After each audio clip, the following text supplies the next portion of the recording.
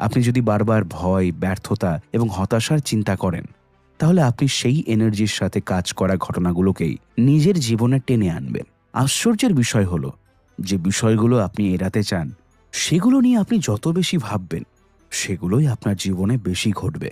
যেমন কেউ বলে, আমি যেন ব্যর্থ না হই, আমি যেন ভুল না করি।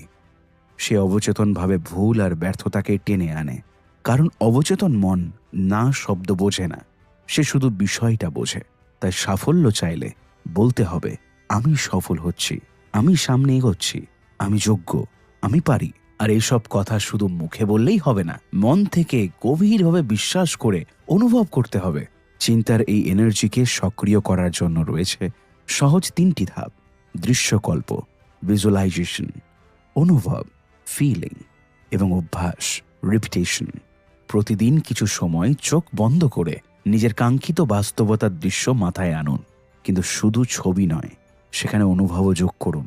হৃদয়ে অনুভব করুন যে এটি ইতিমধ্যেই আপনার।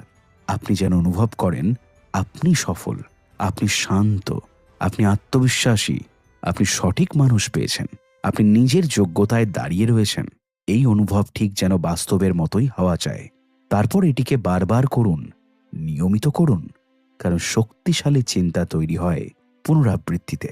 একদিন আপনি অবাক হয়ে খেয়াল করবেন, আপনার ভাষা বদলে গেছে, আপনার আত্মবিশ্বাস বদলে গেছে, আপনার সিদ্ধান্ত নেওয়ার ধরন বদলে গেছে। আর আশ্চর্যের বিষয়, আপনার চারপাশের পরিবেশও বদলাতে শুরু করে দিয়েছে। কারণ আপনি শুধু চিন্তা করেননি, আপনি ভাবনাকে এনার্জিতে কনভার্ট করেছেন। আর সেই এনার্জি বাস্তবের ওপর প্রভাব ফেলেছে। মনে রাখবেন, আপনি জন্মের পর থেকেই ভাবনার শক্তি নিয়ে বেঁচে আছেন, কিন্তু হয়তো কখনো তাকে বোঝেননি, কখনো তাকে ব্যবহার করেননি। সময় এসেছে নিজেকে বোঝার, নিজের ভেতরের সম্ভাবনার রাজ্যে প্রবেশ করার।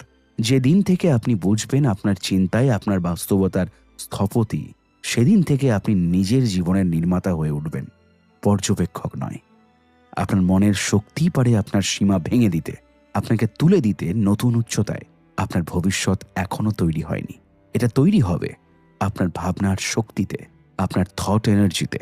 তাই আজ থেকে শুরু করুন, ভাবুন সচেতনভাবে, অনুভব করুন গভীরভাবে, আর তৈরি করুন নতুন বাস্তবতা, যা আপনার ভেতরেই প্রস্তুত হয়ে অপেক্ষা করছে। উপসংহার: